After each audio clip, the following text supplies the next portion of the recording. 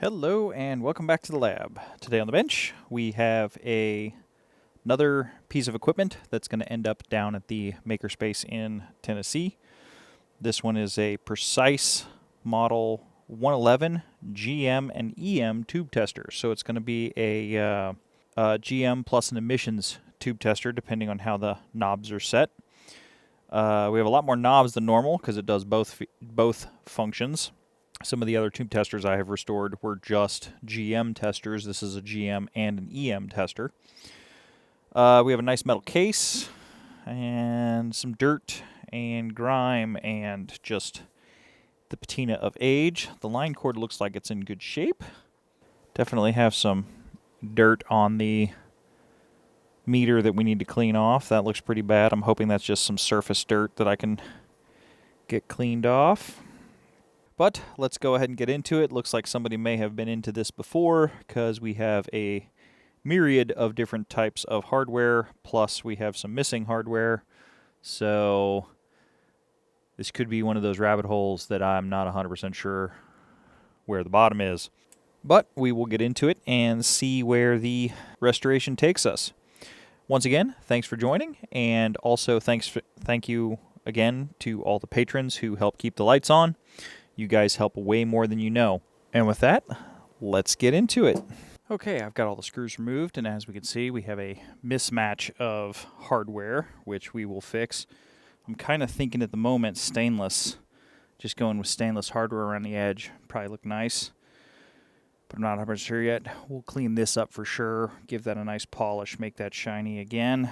I did get the meter face cleaned off. It did not clean up as much as I had hoped, but that's not terrible yet.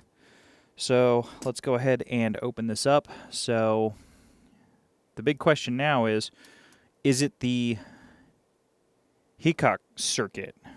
I haven't been in this thing yet, so I don't know what's in here. If it is the Hickok circuit, or the Hickok circuit, it's going to be an 83 and a 5Y3. If there's no 83, it might be something different. If there's no 83, I'm going to need a manual. So definitely look up a service manual for this. Let's take a look. Oh, wow, heavy. Very heavy. Okay, wow, there's a lot more going on in here than the Hickok circuit. That is for sure.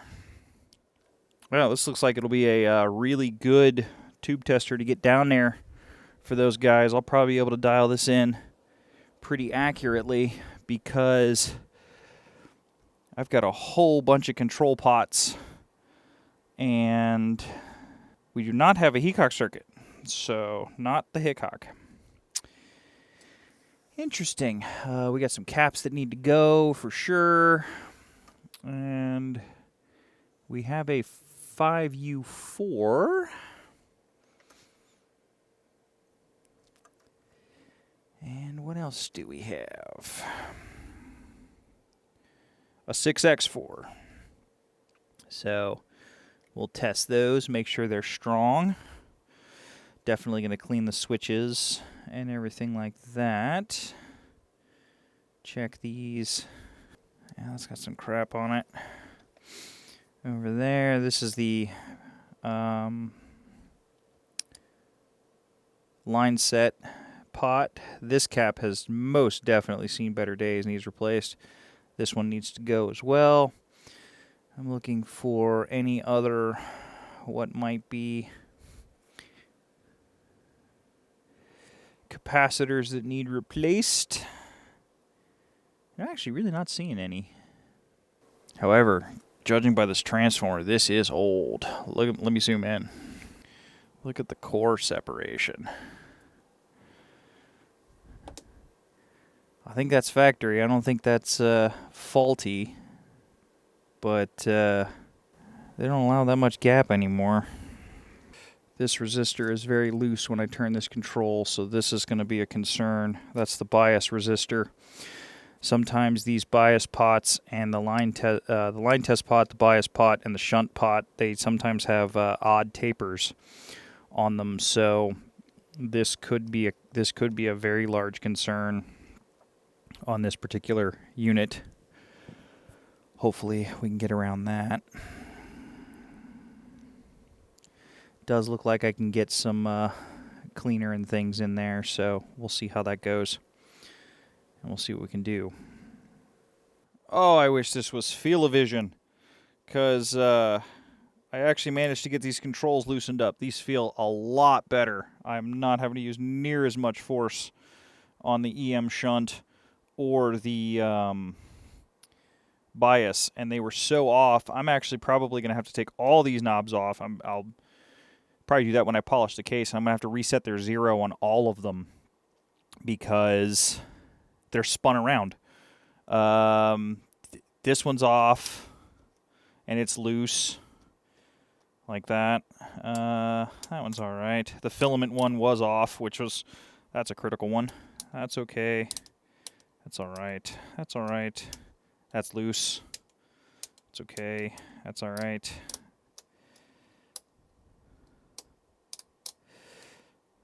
So yeah, the test hold and off knob is also out of alignment. So yeah, I'm gonna have to realign all of these knobs.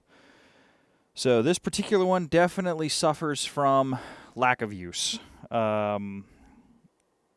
I had to inject lubricant into the switch pot to get it to free up because that old grease had pyrolyzed. This is kind of what's come out of those pots so far, and a little bit off the surface. I've cleaned a little bit of the surface schmoo off of it. But let's plug it in and do a preliminary test. I want to make sure so since I know the bias pot now works, or the bias pot might work, and the shunt pot, the next thing I need to check that'll kind of stop this repair in its tracks is the meter movement. So I want to make sure the meter movement's all right. So I'm going to plug this into my current limited Variac supply. We're going to fire it up and at least kind of do a smoke test on it, and also check some of the critical ones, so the bias pot, the shunt pot, and the meter movement, just to make sure we can move forward with repair, because these parts could potentially be unobtainium if they're burned up. So I have the unit connected to the isolation supply. Let's give it a shot. We're at 123 volts, which is line. So do we wake up? Well, we drew some current and then we fell off. And we do have a pilot light, so that's good. That's normal, because it uses a light bulb as a fuse. All right. Let's do a 6L6 just to see what's going on here. We're on normal mode, so let's go into bias. And theoretically, once it warms up, we should have meter deflection, because this is to set the bias.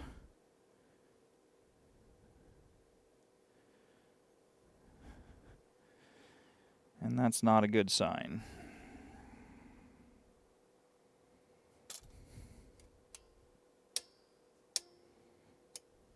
Oh, okay, so we have meter deflection. That's good. I can set line. Do I have bias? Let me see. Hold on a second. Let's see. B, G, G, G.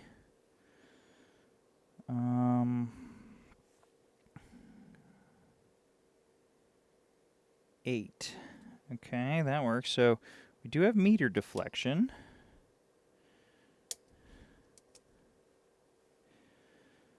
Let's see here.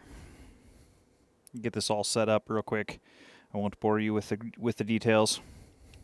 Oh, well, that was a capacitor at some point in time. I'm assuming this is a 0.5. I'm gonna have to scrape some of this off. Maybe I can measure it, but this one's kind of bad. One of the legs of the pot was literally the cap was holding everything together, so it was broken off. I desoldered the cap and the joint fell apart, so Have to figure out what's going on there. Okay, after replacing that really crusty capacitor and figuring out that the GM-EM switch was lying to me, it was set to EM, in which case on this particular unit, the bias does nothing. But if you kick it to GM, bias. So we have our bias control, and I can sweep the bias through the whole range. So we have a bias pot. Let me get a tube and we'll check the shunt pot. And if we have a bias pot and a shunt pot, we can continue with the repair. Okay, so to change it up to EM testing, we have BE, BD, 8 testing the tube for shorts. On this particular unit, it notes 2 and 7, which means it should show shorted at 2 and 7. So short test 1, we're good. 2, we have a light. 3, 4, 5, 6, 7, we have a light. And we go back to tube test. So shorts are working. Everything's good. We have the bias set correctly. And we have... this rolled on me. To test for good. We have deflection, so we have a good emissions test as well as a good GM test. So we have a good bias and we have a good shunt pot. I should be able to prove that. Yes. So I can change the meter while dialing the shunt pot, so the shunt pot is having effect in the circuit. So this is looking much better for this tube tester than it was 10 minutes ago. Now I need to get the caps done. That'll be next. There's always an electrolytic smoothing out the back of the meter. I got another waxy that's got to go. Oh, unplug this so I can discharge. I also want to do a life test of the 2 tubes that are in there. If they're weak, we'll replace them. Since I'm giving this to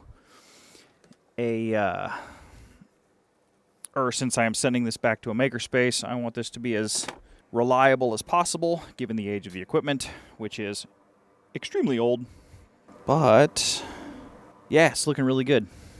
Well, that is starting to look infinitely better than it was a couple of hours ago. So we've got everything all kind of set up. I've got the knobs. I took all the knobs off, washed the face of the unit, got everything re-zeroed, tightened up, so nothing's slipping around now on the shafts, which will be very nice for when I am dialing some stuff in. So it will actually now tell me what it wants, what it means, as opposed to just being on a random setting. So the one dial that's kind of hard to line up is this one. So I'm going to set it up for the 6L6 again, and then I'll confirm that this is in the right place by doing the shorts test. And if it lights up on 2 and 7, that means we have this knob indexed correctly. The only control that had an index slot was the line potentiometer. That one had an index. Everything else did not. So the easy way to index knobs like this is to just turn it all the way to the stop and then line it up with the 0, run it through its sweep, and just check that it ends up right. The shunt and the bias both actually are turning much better. They're even loosening up again, even more. So very happy with that. I'll get this set up for the 6L6, and we'll do the shorts test. Okay, so we'll use the Heathkit tube tester for the... Oh yeah, it's glowing.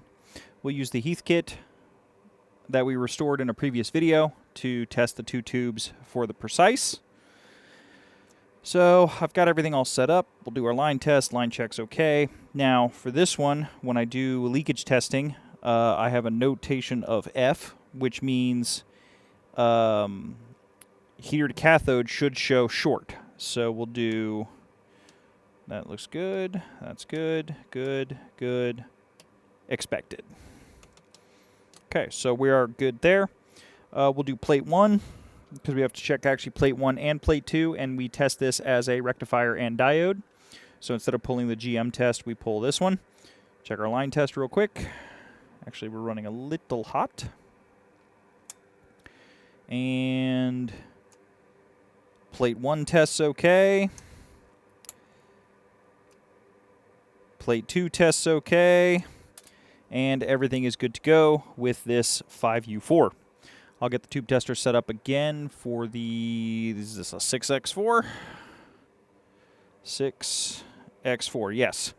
So we'll get that set up again for that, and I'll bring everybody back. Okay, we're all set up for the 6X4. Everything is still good, but we're at 7P316 P100. But we do have to check plates 1 and plate 2. But on the leakage, it did not code F, so we should have no needle movement on the leakage testing, which that looks fine. That's not good. That's plate leakage, though. Okay, let's see if it tests okay. Be fast just in case something happens. Oof.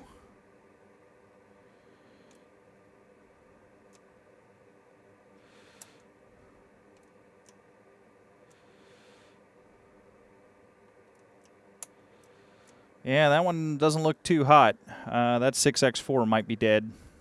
Well, that's an interesting one. It turns out my printed data book, which is what I got off the internet for the Heathkit TT1A, and the roll chart don't agree. And the roll chart's right, for sure, because the tube acts right in the tester. But, so for the 6X4, my data book said 7P316 and then all zeros. The actual test configuration is 30760 P100. So it's vastly different from the printed data book. So that's a bit concerning. I thought I had a good data book. I may need to get some scans now. But the good news is my tube is good. I did find another one in the lab just in case, and I'll check that since I have the tube tester out. But plate 1, plate 2, and let's see, that's just over 20. And it's just over 20. Actually, those plates are very well balanced, so I like that, and I will run with that. This was the tube that I was going to replace it with. I asked the lab, and a Sylvania popped out.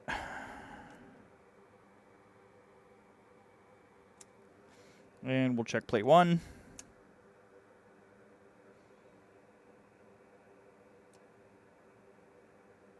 Actually, since this tube is brand new, it's testing just about the same.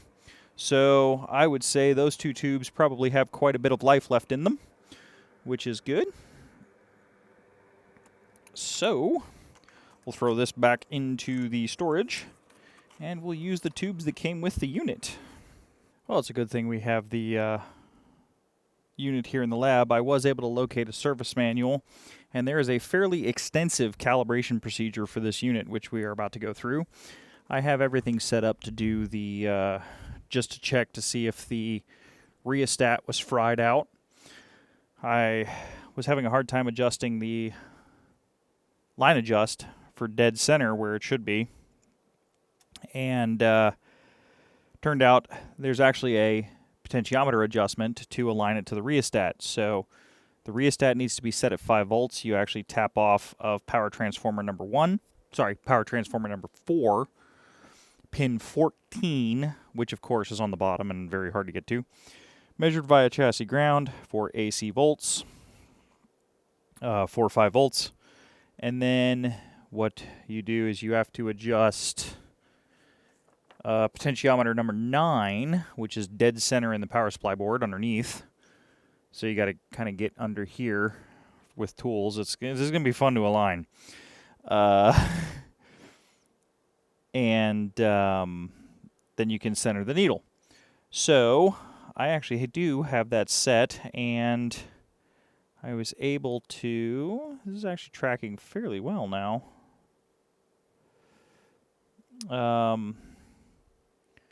I was able to get it lined up for 2 decimal places of 0. I need to adjust it a little bit more now that everything's starting to warm up. But so I'm going to need to order a few things for the alignment procedure due to I read through it a little bit to kind of see what I was getting into. And I'm going to need I think a 10 watt resistor of a value and a couple of other things. So we'll order some precision resistors and we'll see what we can do about getting this thing as aligned as possible. However, through the magic of the camera, no one will have to wait but me, because I will have to wait on the shipping guy. Okay, well, you guys will have a bird's eye view while I do this calibration. The GM calibration starts with a 6C4 tube, and we have asked the lab, and we even have a new 6C4. So, happy with that. And let's see, I have everything all set up, and we need to check for shorts. So a 6C4 should short on 1, 3, 4, and 5. 1, we have a short, yes. 2, no. 3, yep, and yep. Okay. Okay, we're good there. Now we kick this over to hold. Let's see. Bias. 4.8. Line. We're good. There we go. So we have, let's see, 3, 6, 8, and 20. So this is the 3. We have 2,000 for a 6C4, or 1,200. 1,200. Pretty much right on 1,200. So now I need 5 volts on the 10 volt bias. Okay, so what we'll do is we'll go to bias. We'll go to, I think it's 5 volts of bias. Is that what we want? Bias at 5 volts. Line test.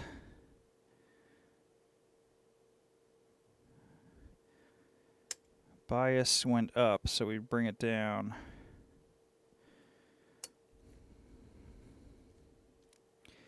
We do this line test and bias a few times till it stabilizes.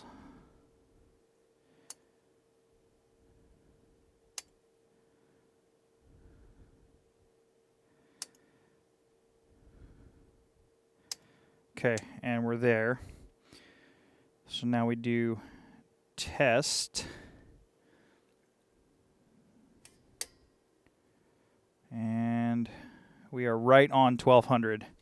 1,200 exactly on the 3000 GM scale. Now we need to set the plate without changing any controls. We need to rotate the plate shunt to D, which is the 6K scale.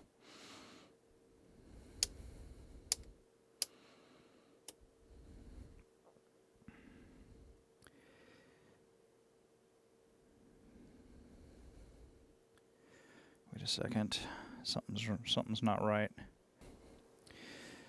B, G, G, G. Okay, yeah. No, that is not 1,000. That is 600. At a bias that's totally wrong. I'm sorry, that was 0.6. Wait a second, what is going on? Okay, yeah, so once you set everything up, then you adjust point, it's P5A. P5A is over on the left-hand side on the bottom. Because it's actually, I need to rotate this. Hang on a second. Here's my tube socket. So this is P5A right here, and that's right underneath the pot for the line. So that's not getting shocked.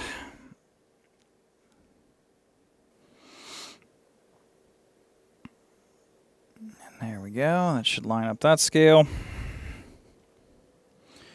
And then can see.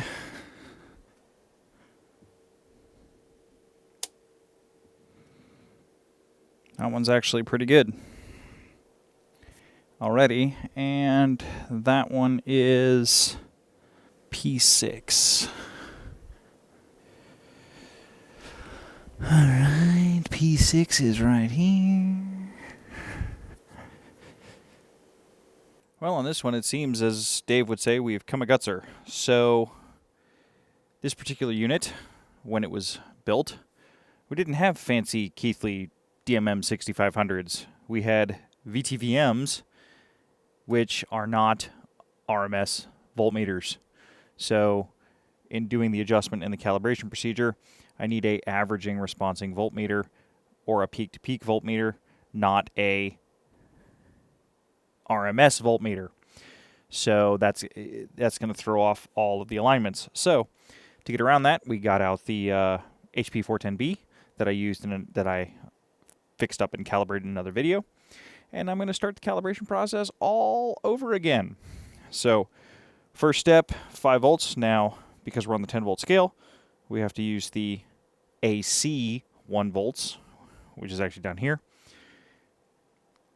Set for 5 volts, set for center alignment, so we're good there. Yes, it did need adjustment, and it was out. The next step is to move the AC line from the power transformer to terminal number 2, which is actually the center arm of P5, one of the potentiometers. That is the uppermost potentiometer on this side, and we need to set the potentiometer for a reading of 2.8 volts AC without changing any of the controls in the configs. So I'm going to get that moved. This is really difficult to move this thing around without getting zapped. The chassis wants to bend. There's not a lot of support, and there's high voltages and stuff everywhere. So I'm shutting down the camera and getting it out of the way, turning off the device, moving it around just to keep from getting buzzed. I've gotten buzzed off some vacuum tube gear before, and it is not pleasant, so to say the least. So I will get that moved. We'll be back for the next adjustment. I'm also working very quickly as not to disturb, not let the device cool off very much. So what we need to do is we need to adjust this to 2.8 volts AC. This process is far more complicated if you do not have a AC VTVM. We have an AC VTVM, so we're going to do this the easy way, except not to get buzzed off the 110, which is right under where this adjustment screwdriver wants to go. And we're low by about 0.8 volts.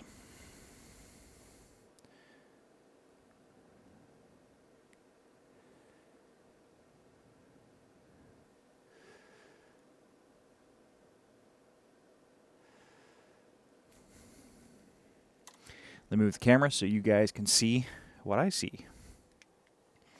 And we're on the 1 volt AC scale because we're on the 10 range, so it ends in 1. So, but because we're on the 10 range, this is multiplied by 10. So even though this says 0.2, this is actually 2.8, because 3 volts would be right there. So we have a perfect 2.8 volts. That concludes step 13, which is quite complicated if you don't have a VTVM, so I'm glad we can do the direct measurement on that. Next up is the plate bridge balance, and since this is so screwdrivered and I'm having to adjust everything, I am going to do the full alignment, and I'm going to be very meticulous about it, so I'm actually going to order in a couple of 2K 10 watt. I'm going to try to find some precision 2K 10 watt resistors, and we'll go from there. Okay, our high wattage 2K V-Shay resistors have come in.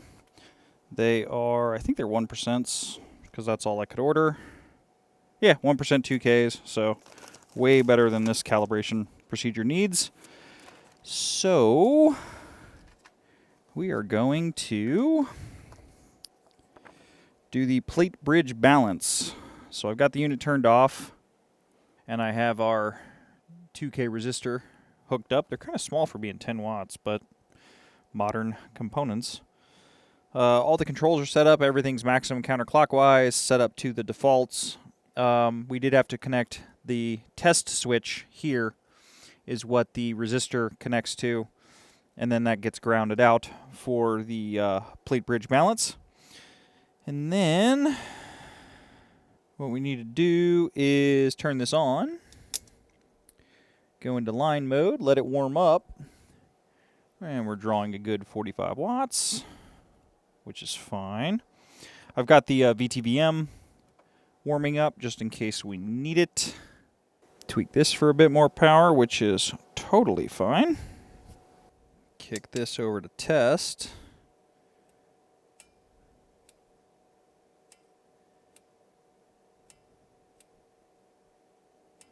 We'll let it warm up some more, but we'll check it. But if there was any meter deflection, I was supposed to adjust P4, but that actually looks really healthy. So,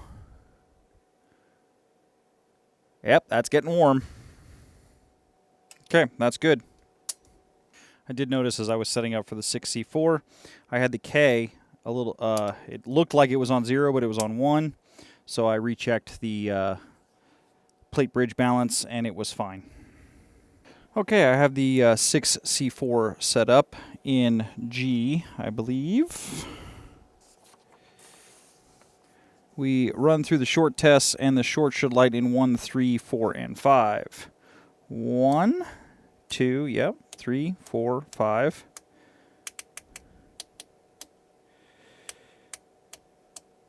All right, it did.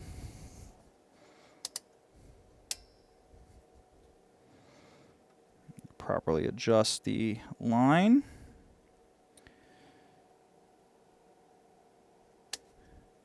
And we want to adjust the bias switch to 5 volts, not what it says in the roll chart, but 5 volts, which is directly up and down on this one. Okay, so at test mode, we're right about on the 3000 scale, which is the very bottom, which is GM down here. We are at about 1.2. So we have a nice and healthy, I used one of the strongest 6C4s that I had. And now what we want to do, we want to go to the 6K scale, which is D. And now we're way off. Okay, I grabbed the wrong control. It's not the plate voltage that's messed up. You need the plate shunt control.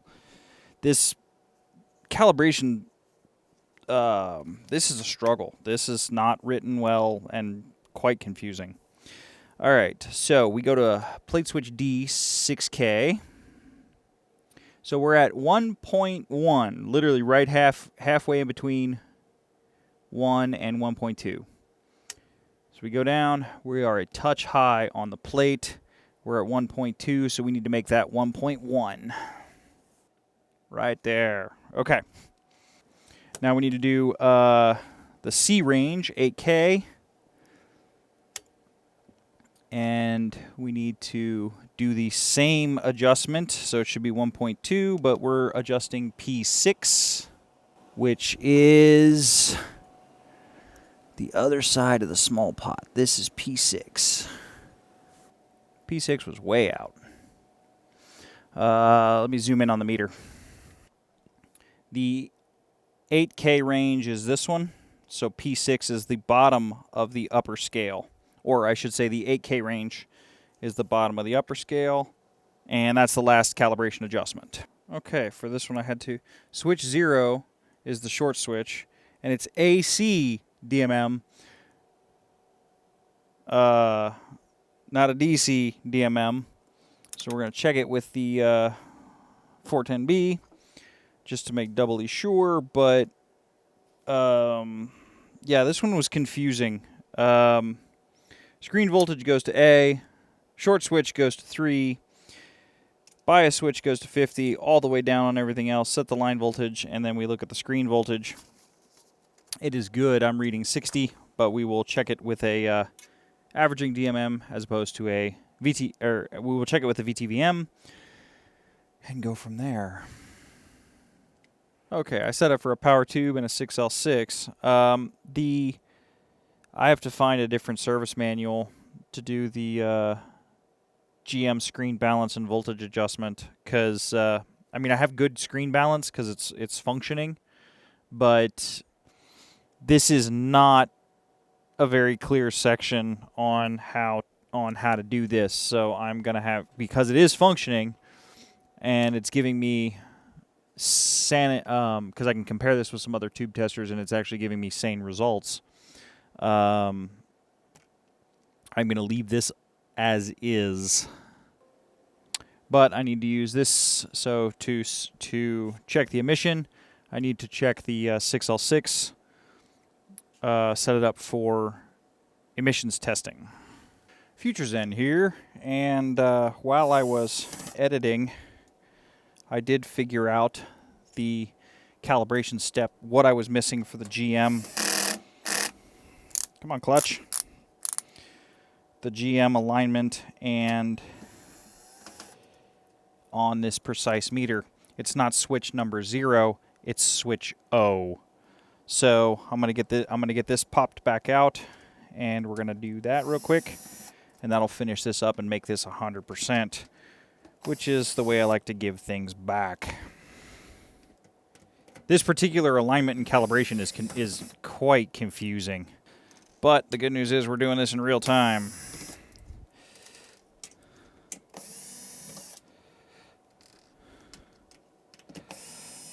When I went back in too, because the hardware store only had,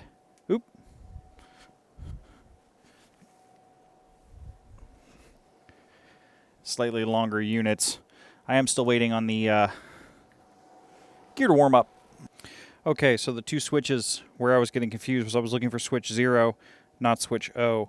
So it's switch C goes to, once the tube is set up, or once the tester is set up for the 6C4, screen goes to A, O goes to 3, meter to the plate, and ground. So, and this needs to be chassis ground, actually, which is the same as this. So we'll use that ground point as a good connection. We'll go back to test.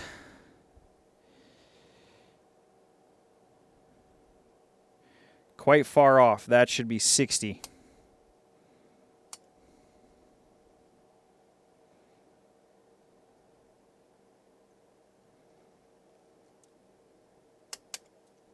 So, we need to adjust one of the calibration pots. Now, we're actually very close, 59.5. The bias slide switch was in 10. It should have been in 50. So, not bad. And we want to adjust P14. And we're only off by 0.4. So that is not horrible at all. Actually, we're about to hit.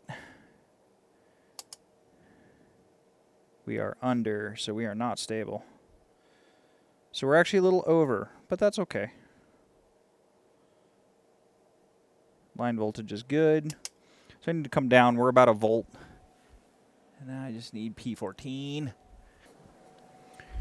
P14 is the bottom closest to the chassis. This is P14 right down here.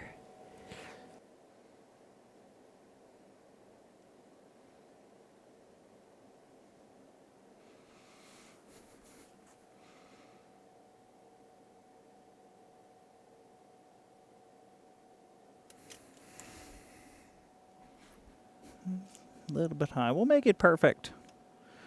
Why not?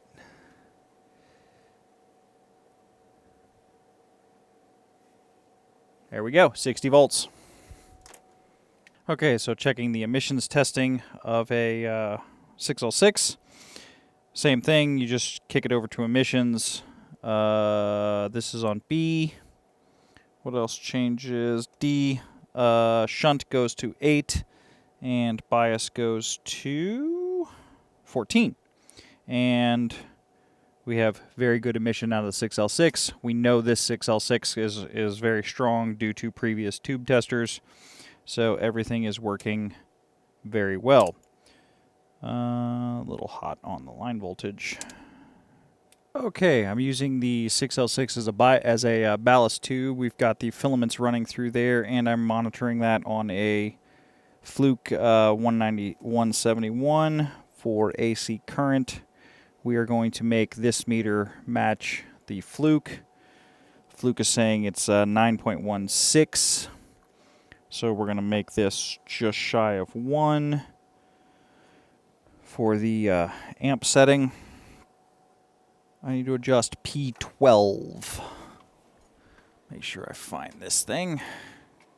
Oh, P12 is all the way on the side near the transformer at the bottom, so that actually makes it kind of easy.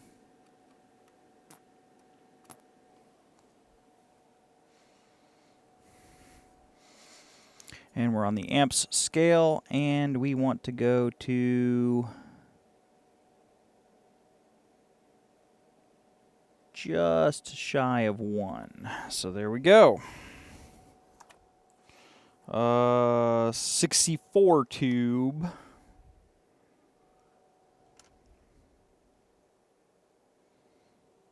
Is next for the 0.3 amp scale. Nope, I do not have an adapter. Okay, we got the 6C4 set up. And then waiting for it to warm up a bit. 0.3. And we adjust 0.3 amp, which is P13, for a 0.15 on the 0.3.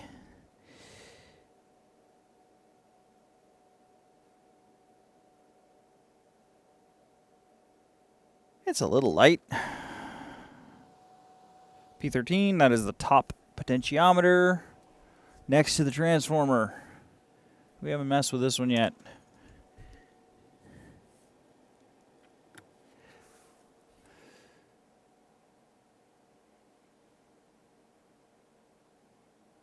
And there we go, 0.15 on the 0.3 amps scale. Well, here we go. I have the unit back in the case with a full set of hardware on it. Everything's good to go. This is ready to go back to its owner. So this is going back to assist a makerspace with spinning up an electronics lab down in Greenville, Tennessee. So if you're ever in the area and need some tubes tested, I know where you can get that done. Not that that's a huge need in this day and age. If you're interested in any of the tools and equipment that I use in the lab for doing these repairs, I have a list on the website. The link is in the description for this video. It is also, it's pointing to my web space to a recommendations page. That is all gear that is all gear and supplies that is on the bench and in use and has kind of passed the test and I've been using for the last couple of years. So if you do use my links, they are Amazon affiliate links. I get a small kickback from Amazon for using those links, and all of that goes into the channel to help make more videos. I'm also using it for my personal ordering as just a quick reference page, so I don't have to sort through everything on Amazon. It's just there. That page is growing and is in process. It is by no means a finished page, so if you are interested, check it out. And I will see everyone in the next video.